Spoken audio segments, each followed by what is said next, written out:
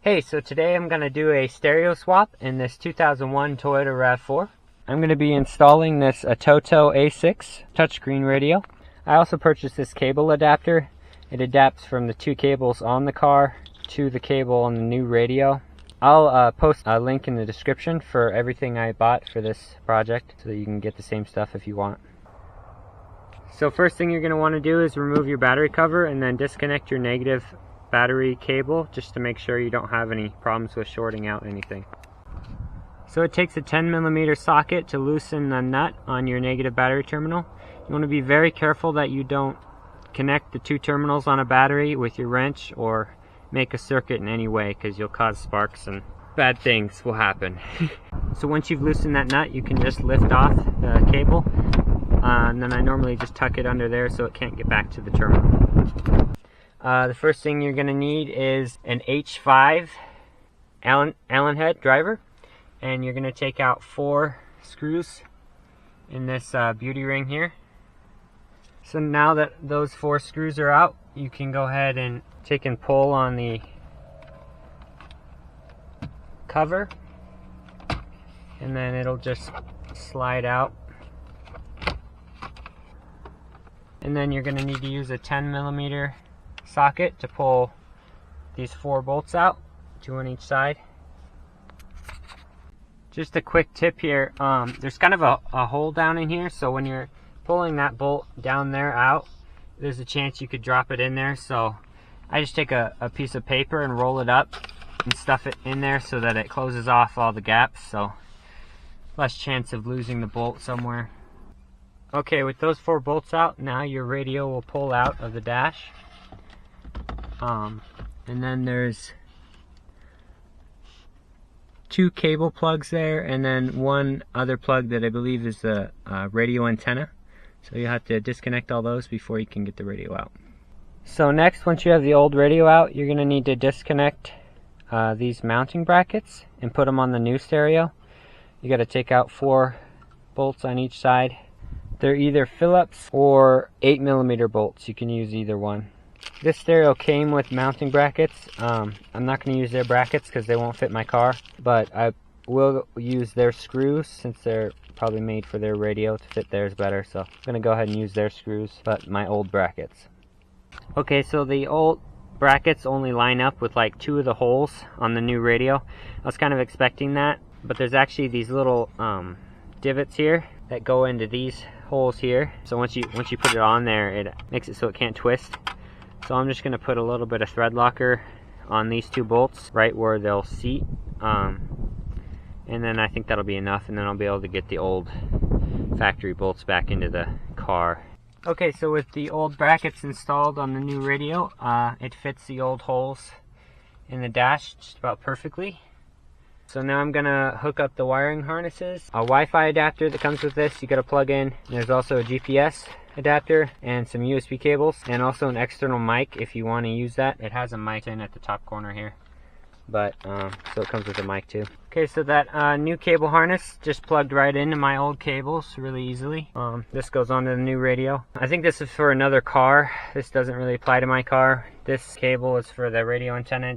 It just plugs into the back of the new radio. And then for the GPS and Wi-Fi antennas, I'm gonna stick them right above the glove box here, right in this area. Let's see, you can see the latch here. So I'm just gonna stick them right on this plastic part here, and then I think there will be pretty minimal interference there then. Not a lot of metal around it there. And I think there's plenty of clearance for the glove box too. So I'll stick those up and plug everything in. Okay, so there's like a lot of wires here, but I think it's all gonna be good. So this one is the GPS, and then the Wi-Fi, and then main power and speaker wires, and then this is for the microphone. I just kind of clipped that under my dash here for now. And then I stuck Wi-Fi module right here and the GPS right there, and those work just fine with the glove box. I'll let you know as far as interference if there's any issues there, but I think it'll be okay. So I'm gonna plug all these into the back of the radio to make sure everything fits. And there's also these USB cables too. One of them says quick charge on it, and then one of them says easy connect. I'm not sure if both of them charge. This easy connect one may not actually charge a phone. It might just be used for that screen mirroring feature. Because this radio is actually a little bit not as wide, there's going to be spaces on each side once you put the cover plate back on. So I'm going to 3D print some covers to fill those spaces, and then I'm going to leave square holes for these to come through. So that's going to be another day, another video. So I'm going to plug all those in and show you it back in the car. Okay, so there it is back in the car. Before I close it all up, I'm going to put the battery cable back on and test it, make sure everything works. So everything turned on okay. I checked the Wi-Fi signal. It's getting a signal. Okay, so I found the GPS test screen. It looks like it's got me within 3 feet, not using 9 satellites right now, so I guess that's good. So I'm gonna go ahead and bolt it in and close it up and show you what it looks like covered up. Okay, so there's how it looks put back in. This fit top and bottom is like really snug, but it does fit. And then there's these spaces on each side of the radio that I'm gonna print a little cover for, and then I'm gonna leave a slot for the USB plugs to go in. So that's about it.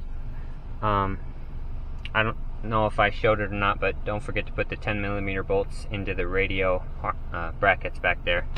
And then I'm gonna put the H5 Allen screws back in the cover, and then it'll be done. So just to show you that the speakers work, I'll play another one of my YouTube videos here to get some uncopyrighted music so I don't get in trouble. Gesture controls work really well.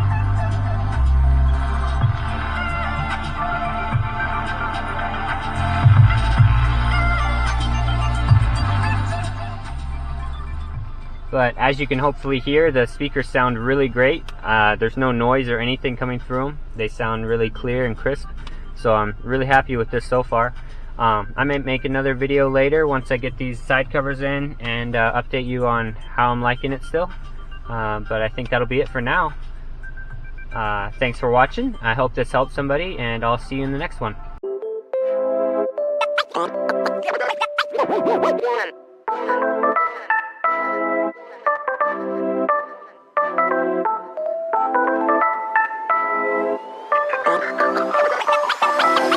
Yeah.